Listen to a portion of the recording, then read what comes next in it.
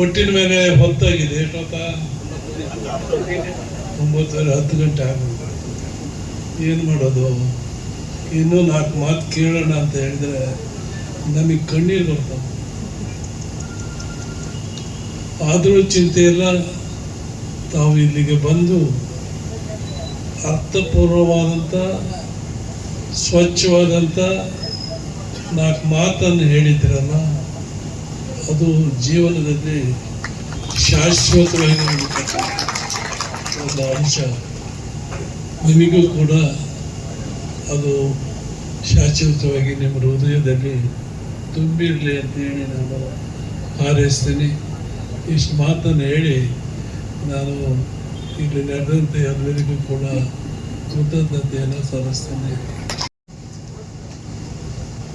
ಅದೇನೇ ಇದ್ದರೂ ನೀವು ಕೊಟ್ಟಂಥ 4 ಸಂದೇಶಗಳು ಈ ಅನಂತಪುರದಲ್ಲಿ ಶಾಶ್ವತವಾಗಿ ಉಳಿತವೆ.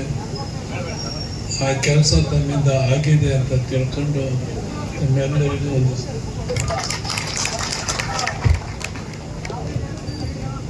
ತಮ್ಮ ಹೃದಯ ಸ್ಪರ್ಶಿ ಹಿತವಚನಗಳನ್ನು ನುಡಿದ ಶ್ರೀಯುತರಿಗೆ ಇಷ್ಟು ಹೊತ್ತವರೆಗೂ ಸುಮಾರು 6 ಗಂಟೆಗೆ ಬಂದವರು 10 ಗಂಟೆವರೆಗೂ ಇದ್ದಾರೆ ಅಂದ್ರೆ ಅದು ನಮ್ಮ ಪುಣ್ಯ.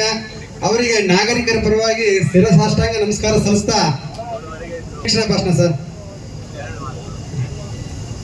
1 ತಿಂಗಳಿಂದ ನಮ್ಮ ಜೊತೆಗೆ ಸಣ್ಣ ಹುಡುಗರಂತೆ ಓಡಾಡಿ ಈ ಒಂದು ಕಾರ್ಯಕ್ರಮ ಯಶಸ್ವಿಯಾಗಕ್ಕೆ ಕಾರಣಕರ್ತರಾದರು ಶ್ರೀಯುತ ತಾಕಪ್ಪನವ್ರು. ದಯಮಾಡಿ ಯಾರು ಹೋಗ್ಬಿಡಿ.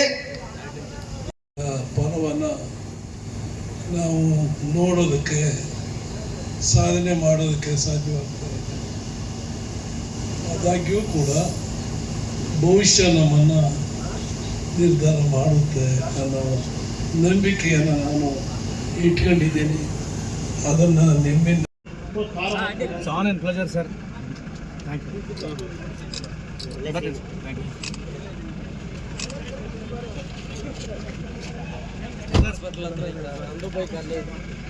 ತೊಂದರೆ ಕೊಟ್ಟಿಲ್ಲ.